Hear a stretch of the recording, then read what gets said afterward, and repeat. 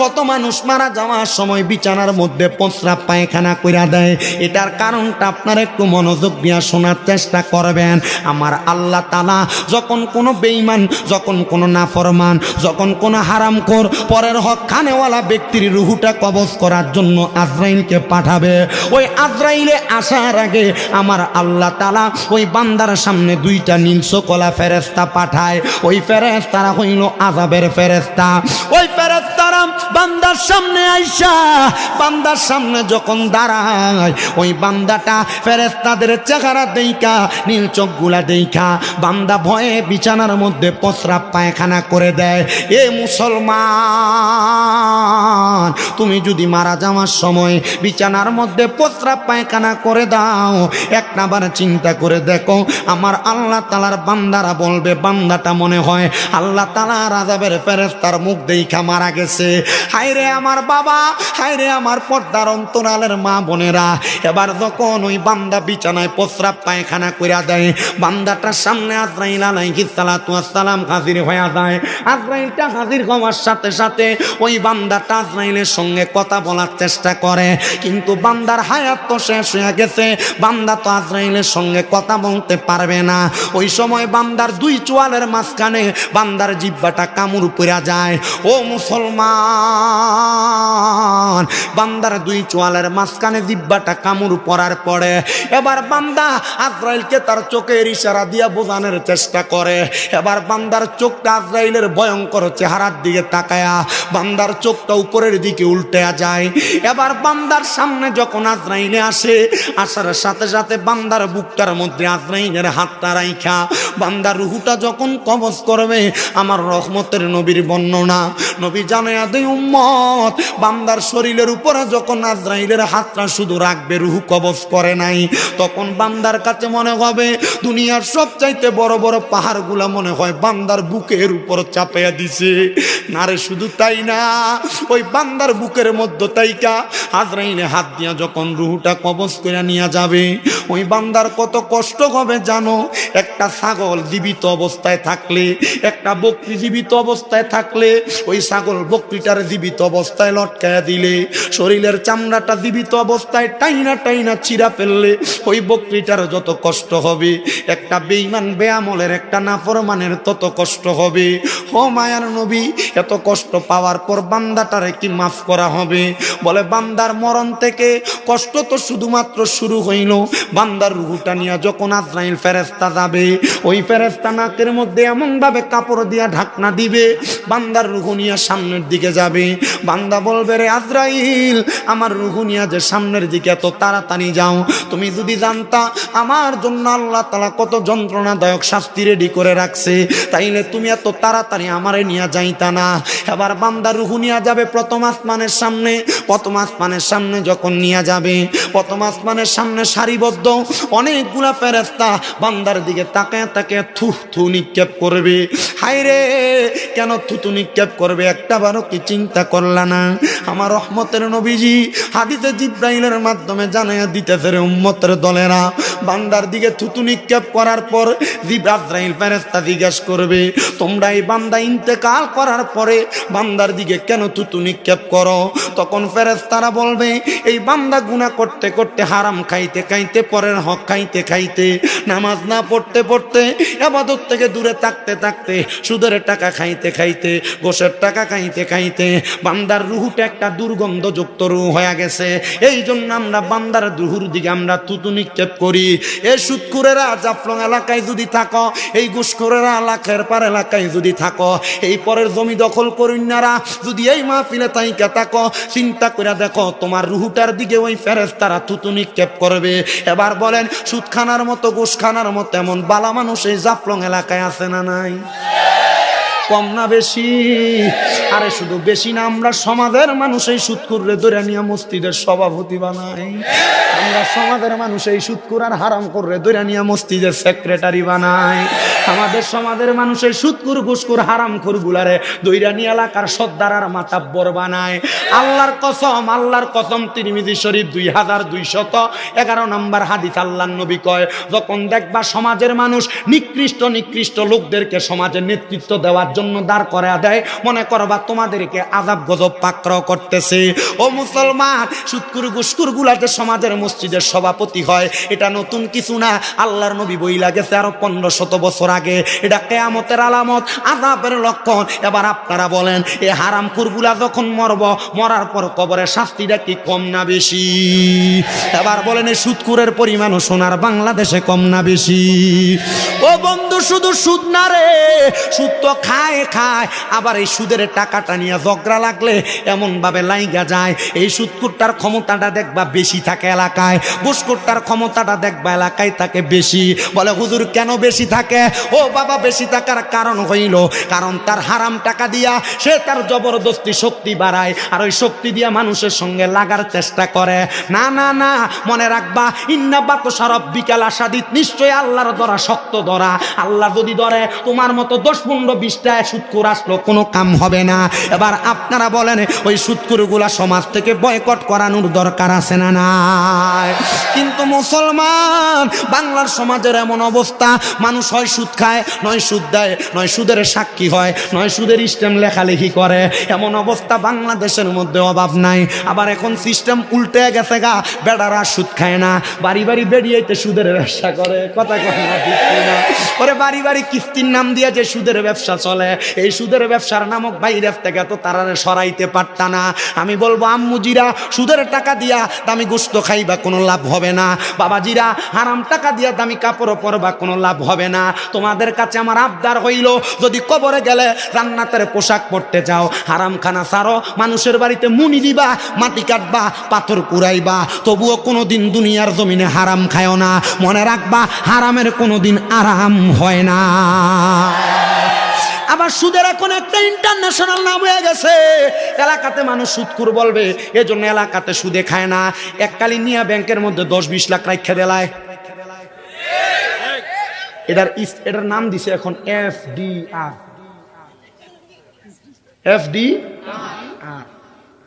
10 লাখ রাখবে, 10 বছর পরে 20 লাখ হইব।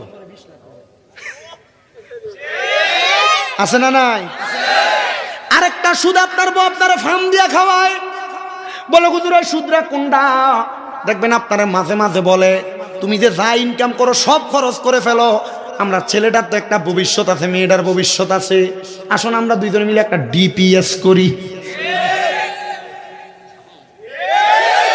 সবই কইতেছে না, কারণ তলে তলে তারাও করে রাখছে। কথা কয় না, আছে না নাই? এ মুসলমান, এই DPS নামক হারাম টাকা দিয়া সন্তানের ভবিষ্যৎ। এই আব্বা, না, হাজত থাকলে যান, অসুবিধা না, হাজত থাকতে পারে। কারণ আমার মনে আছে, আমি গত মোটামুটি 1.5 মাস আগে ওই যে গাজীপুরের পাশে, টাঙ্গাইলে দেলদুয়ার থানায় আমি এক মাহফিল করছি, এই সুদের অর্জন করছি, 4-5 জন উঠে গেছে।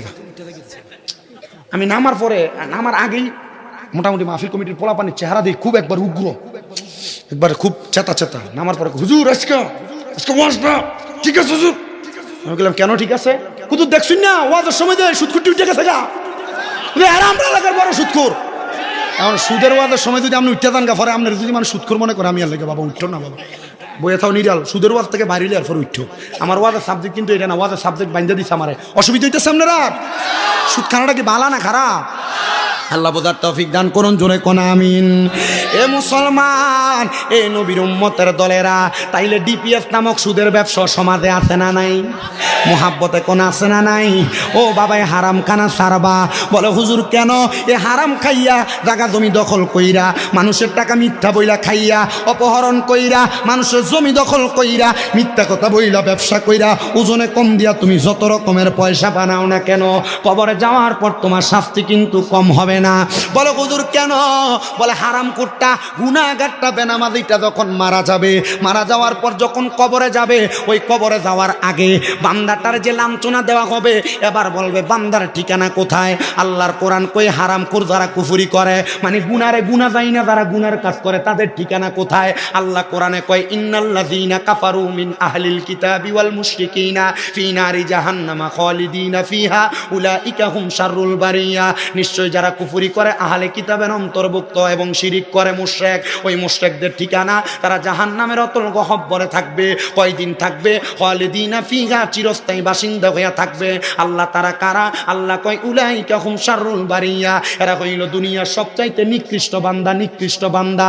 ও আল্লাহ, জাহান্নামের মধ্যে কয়দিন থাকবো? আমরা তো কথার কথাই বইলা ফেলি। কবরের মধ্যে প্রশ্ন করবে তিনটা, মান রব্বুকা ওয়া মান দীনুকা ওয়া মান নাবিয়ুকা।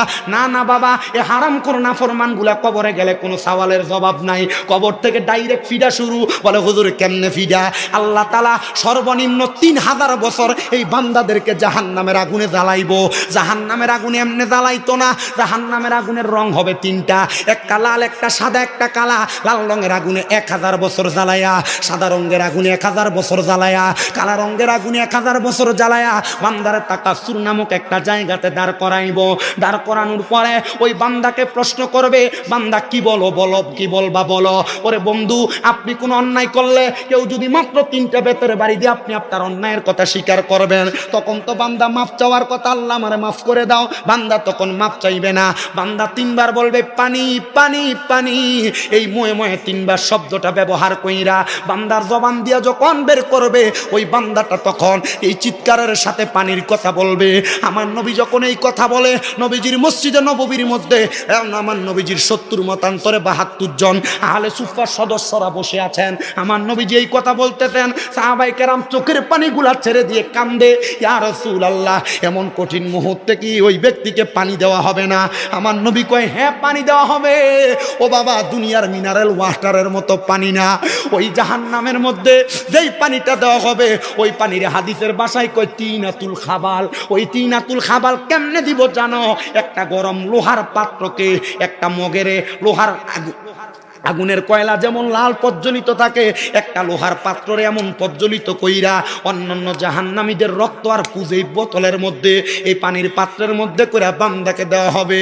নবীজি, তারা কি এই পানিটা পান করবে? বলে হ্যাঁ পান করবে। নবী গো, তারা কেমনে পান করবে? রক্তপুষ তো মানুষ খাইতে পারে না, মানুষ এই রক্তপুষগুলা কেমনে মুখের মধ্যে দিবে? বলে হ্যাঁ, যখন নাকের মধ্যে তৈরা তারা রক্তপুষগুলা তাদের মুখের মধ্যে ঢাইলা দিবে, তাদের জিহ্বাটা গইলা, পেটের নাড়ি বুড়ি গুড়া গইলা তাদের বাথরুমের পায়খানা রাস্তা দিয়ে বের হয়ে যাবে। ও মুসলমান, নামাজ ছাইরা দাও তোমার বিষয়, রোজা ছাইরা দাও তোমার বিষয়, ইবাদত ছাইরা দাও তোমার বিষয়, হারাম খাও তোমার বিষয়। কবরে গেলে যদি এই শাস্তিগুলা মরণ থেকে ভোগ করতে পারো তোমার ব্যাপার। তুমি দুনিয়াতে বাঁচকা পাপে কাজ করো, আমার কোনো অসুবিধা নাই, গুনার কাজ করো অসুবিধা নাই, তবে মরার পরে এই শাস্তিগুলা সামান্যভাবে হইলেও উপভোগ করা লাগবে। এবার সাহাবায়ে কেরাম এই কথা শুই না 40 জন সাহাবায়ে কেরাম বেহুশ হয়ে পড়ে রইছে।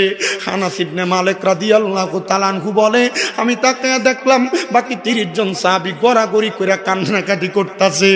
আমি জিগাইলাম, নবী, ও মায়ার নবী গো, নাফরমান বেআমলের জন্য আপনি এই কথাটা বললেন, কিন্তু মায়ার নবী যারা মুমিন, যারা আমলওয়ালা, তাদের ব্যাপারে কিছু বলেন না।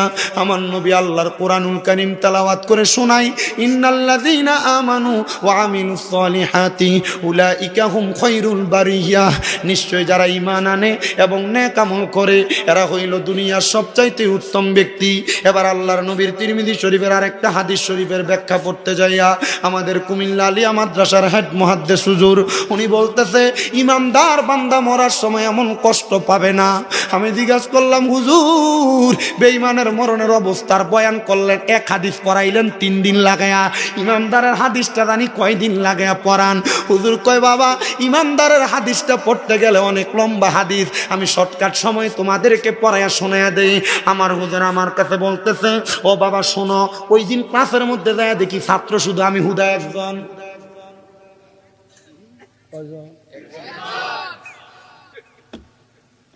আগের 3 দিন হাদিস পড়াইছে কয়টা? একটা। মৃত ব্যক্তি যদি এই ব্যক্তি যদি হারামখোর হয়, নাফরমান হয়, তার মরার অবস্থা 3 দিনে হুজুর শুধু কাঁদছেন আধা ঘন্টা করে, এই কথাগুলো বলছেন আর কাঁদছেন। হুজুর বলে আজকে কার কাছে পড়ানো? হুজুর আমারে পড়ান, আমি ওয়াজে ওয়াজ করতে রে। হুজুর আমারে পড়াইছেন, আল্লাহর কসম করে বলি যেখানে যায় এখন শুধু এই ওয়াজটা করতে হবে। হুজুর মরার যে ওয়াজটা করেন এটা করেন না, আপনি মরণকে ভয় করেন আর না করেন, আমার দায়িত্ব আপনাকে বলে দাও। হ্যাঁ আব্বা এগুলো বললেন না, এখন যেমন আছে এমনি কি করার, আর এখন আর কিছু করা যাবে? আমার নিজের কষ্ট হইতেছে কিন্তু কিছু করার নেই, চালাই নিতে হবে, সময় নষ্ট হবে। আমার হুজুর আমারে বলতেছেন, আর ইমানদার বান্দার কাছে আজরাইলে একবার আসবে না। বলে হুজুর কেন? এ 2 বার আসবে না। হুজুর কেন? বলে 3 বার আসবে না। হুজুর কেন? বলে ইমানদারের কাছে আজরাইল আসবে 4 বার, কিন্তু রুহু কবজ করতে পারবে না। আরে ইমানের স্বাদ এত মজা, ইমানদারের এত দাম, ইমানওয়ালা আমলওয়ালা ব্যক্তিটার কত মর্যাদা একটু জাননি? আমরা সুন্নিরা যে নবী নবী করি এটার উদ্দেশ্য অন্য কোনো কিছু না, কারণ আমার নবী ইমানদার আর বেঈমান চিনিয়া দিয়া গেছে। ওই ইমানদাররা যদি নবীর পথ অনুসরণ কইরা দুনিয়া থেকে যাইতে পারে, মরার পর মিল্লাতে রাসূলুল্লাহ বইলা কবরে দিতে দেরি, নবীজির কুল মুবারকে নিতে দেরি হবে না। ওরে বন্ধু, ইমানদারের কাছে আজরাইলটা আইসা ইমানদারের বুকটা বরাবর হাতটা দিব, বুকের মধ্যে হাত দিলে 2 জন ফেরেশতা আজরাইলকে ডাক দিবে, রে আজরাইল ইমানদারের রূহ এমনে কবজ করা যাবে না। বলে কেন কবজ করা যাবে না? বলে ইমানদারের বুকের মধ্যে আল্লাহ নবীর ভালোবাসা আছে, এই জন্য ইমানদারের রূহটা কবজ করা যাবে না। এবার আজরাইলে হাত দিবে, বিপদ শিকার নূর চেহারার নূরের দিকে কপালটা বরাবর। আজরাইলে হাত দেওয়ার সাথে সাথে কপালের মধ্য থেকে আওয়াজ আসবে, আজরাইল কপাল দিয়া রূহ বাহির করা যাবে না, কারণ ইমানদার নামাজ ছাড়ে না। আজরাইল ইমানদার 5 ওয়াক্ত নামাজ পড়া এই কপালটা আল্লাহর দরবারে সিজদায় ঠেকাইয়া দিছে, এই জন্য ইমানদারের কপাল দিয়া রূহ বাহির করতে পারবা না। আজরাইলে হাত দিবে ডান দিকে হাত দিয়া বলবে, রে আজরাইল না না রূহ বাহির করতে পারবা না। বলে কেন? কারণটা কি? বলে ডান দিকে ইমানদারের মা বাবার খেদমত আছে। বাম দিকে হাত দিবে, বাম দিক থেকে জবাব দিবে, আজরাইল বাম দিক থেকে রূহ কবজ করা যাবে না। বলে কেন গো, কেন কবজ করা যাবে না? বলে বান্দার বাম দিকে আছে তার দান এবং সাদাকা। হুজুর বুঝতে পারলাম, রূহ কেমনে কবজ করবো আল্লাহ আপনি বলেন না। আল্লাহ বলবে যেই ব্যক্তি ইমানদার সেই ব্যক্তির জবানে কালেমা আসবে, মরার আগে একবার হলো কালেমা পড়ে ইন্তেকাল করবে। তাহলে ইমানদার যারা মরার সময় কালেমা নসিব পাবে তারা, বলেন না ইমানদার যারা মরার সময় কালেমা নসিব পাবে তারা। ও বন্ধু, সুন্নি কন, এই দল কন, ওই দল কন, ফারাফারির দরকার কি? মরার সময় ইমান নিয়ে মরছে কে চেহারার দিকে তাকান, টের পাইয়া যাবেন। কথা কন না ঠিক কিনা? এ মুসলমান, মরার সময় চেহারার দিকে তাকান, টের পায়া যাবেন। মরার পর কবর খুইরা দেখেন, 40 দিন পর টের পায়া যাবেন। মরার পর তার জন্য মুরাকাবা কইরা দেখেন, টের পায়া যাবেন। দরকার নাই মারামারি কাটাকাটি। আহলে সুন্নাত সঠিক দল আর কোনটা বেঠিক দল, কোনটা বেঠিক দল আমি বুঝাইতে আসি নাই, আমি শুধু আহলে সুন্নাত সঠিক দল বুঝাইতে আসছি, অন্য কোন দল নিয়ে দ্বন্দ্ব লাগাইতে আসি নাই। তবে একটা কথা মনে রাখবা, কবরে যদি নবীকে নবী বইলা পরিচয় দিতে চাও, কবরে যদি নবীকে আপন করে পাইতে চাও, সুন্নিয়তের পতাকা তলে থাইকা আমার নবীর প্রেমে জীবন দিয়া এই দুনিয়ার জমিন থেকে নবীর আদেশ মোতাবেক আমল করে কবরে যাইবা। আল্লাহর কসম, দুনিয়া কবরে হাসর মিজান ফুলছে, রাতে কোনো ভয় থাকবে না। এ মুসলমান ইমানদার, গভীর মনোযোগ দিয়ে বয়ান শ্রবণ করার চেষ্টা করবেন রে বাবারাম। এবার আজরাইল আসবে ইমানদারের কাছে। ও বাবা, বেঈমানের রূহ যখন নিছিল, বেঈমানের কষ্টটা কেমন? জীবিত বকরির চামড়া ছিঁড়া ফেললে যেমন কষ্ট, বেঈমানের তেমন কষ্ট, কিন্তু ইমানদারের এমন কষ্ট হবে না। নবী কেন? বলে ইমানদার কালেমা পড়বে, জবান দ্বারা বাতাস বের হবে, দুধের জন্য কান্নাকাটি করলে, তার মা তার মাথার মধ্যে হাত বুলিয়ে দিলে, বাচ্চা যেমন ভাবে ঘুমায়া যায়, ইমানদার এমন ভাবে ঘুমায়া যাবে, ইমানদার মরার কষ্ট টের পাবে না। হাইরে আমার জাফলং এর লাখের পারের বাবারা, ও জাফলং এলাকার পর্দার অন্তরাল আলের আম্মুজিরা, আমি তোমরার পায়ে দইরা কই গো মা, যদি মরতে হয় ইমানদারের মতো মরবা, মরার সময় টের পাবা না। রুহুটা যখন কবজ করবে, বেঈমানের রুহু কইছে এত তাড়াতাড়ি নিস না, আর ইমানদারের রুহু বলবে আমারে তাড়াতাড়ি নেও না কেন রে আজরাইল, তুমি যদি জানতা আমার আল্লাহ তাআলা আমার জন্য কত কঠিন নিয়ামত রেডি করে রাখছে, তাইলে তুমি আমার এত আস্তে আস্তে নিতা না। এবার আজরাইল ইমানদারের রুহুটা হাতে করে নিয়ে যাবে। নেওয়ার সময় আজরাইল তো বেঈমানের রুহু নেওয়ার সময় নাকে লাগাইছিল কাপড়, কিন্তু ইমানদারের রুহু নেওয়ার সময় লাগাবে না। আর প্রথম আসমানের সামনে যায়া দেখবে, প্রথম আসমানের সামনে যায়া দেখবে আসমানের ফেরেশতারা আহলা ওয়া সাহালান মারহাবান দুয়ুফুল্লাহ, দুয়ুফুর রহমান বইলা আল্লাহর মেহমান বইলা স্বাগতম জানায়। কিরে বেঈমানের থুতু দেয়, ইমানদাররে স্বাগতম জানায়। তাইলে আমরা তো ইমানদার হইয়া মরাই তো উত্তম। এ মুসলমান শুধু তাই না, এবার আজরাইলে ইমানদারের রুহুটা নিয়ে যখন যাবে, আসমানের দিকে যাইতে যাইতে আমরার এলাকায় এক জাতের মাছ আছে, যেই মাছ হাতে নিলে পিছনে জায়গা ছালি দিয়া ধরা লাগে। কি মাছ? ইমানদারের রুহু আজরাইলের হাতে থাকবে না, এমন ভাবে ফিসতে যাবে গা, আজরাইলের হাতে ইমানদারের রুহুটা রাখতে পারবে না। বলে হুজুর কেন গো? ইমানদারের রুহু যখন আজরাইলের হাতে থাকবে না, আজরাইল ডাক দিয়ে বলবে আল্লাহ রুহুটা কি করব? বলে জান্নাতে যাও, যাহাবি ওয়াল ফিদ্দাত, স্বর্ণরূপার পেয়ালা নাও, স্বর্ণরূপার পাত্র আইনা ইমানদারের রুহুটা রাখবে, সেখানেও থাকবে না। এ আব্বুজিরা, তখন আমার আল্লাহ তাআলার ফেরেশতা জিবরাইল আল্লাহর কাছে জানতে চাইবে গো আল্লাহ রুহুটা কি করব? কোন জায়গায় তো থাকে না। আল্লাহ কোরআনের আয়াত তেলাওয়াত কইরা ওই আজরাইলকে শোনায়া দিব, তোমার কি স্মরণ নাই ওই কথা? বলে কোন কথা? আমি আল্লাহ বলেছি ওয়ালা তাকুলু লিমান ইউকতালু ফি সাবিলিল্লাহি আমওয়াত বাল আহইয়াউ ওয়ালাকিন লা তাশউরুন। যারা আমি আল্লাহর রাস্তায় চলে যায় এরা মরা না, এদেরকে মৃত বলে ধারণা কইরো না। আল্লাহ কেন? আল্লাহ কয় বাল আহইয়াহুম, তারা জিন্দা। এই সিলেট এলাকা সহ সারা বিশ্বের আনাচে কানাচে শাহজালাল ইয়ামিনী সহ 360 আউলিয়া সহ যত হক্কানি রাব্বানি পীর মাসের কাছে এরা মরে নাই, মরে নাই। এদেরকে আমার আল্লাহ তাআলা আবার তাদের মাঝে রূহ ফিরিয়ে দিছে। নারে তাকবীর, আল্লাহু আকবার, নারে রিসালাত, ইয়া রাসূলুল্লাহ, আহলে সুন্নাত ওয়াল জামাত, জিন্দাবাদ জিন্দাবাদ, বাঁচাও ঈমান, বাঁচাও দেশ। সাহেবুল্লাহ নির্দেশ, শাহজালালের তলোয়ার শাহজালালের ও তো আসতে মারতে বেটা গর্জে উঠুক আরেকবার এখন ঠিক আছে, মার হাবা হো, আরো জোরে কোন মার হাবা। মুসলমান, তাইলে আপনি তো পীরের কাছে যান কথা সত্য, কিন্তু আপনি এখনো পর্যন্ত পীরের মতো অলি হওয়ার চেষ্টা করলেন না। তাহলে আপনিও যদি মরেন, আপনি মরার পরে আপনার রুহু পর্যন্ত পৌঁছবে না, দেহ পর্যন্ত পৌঁছবে না।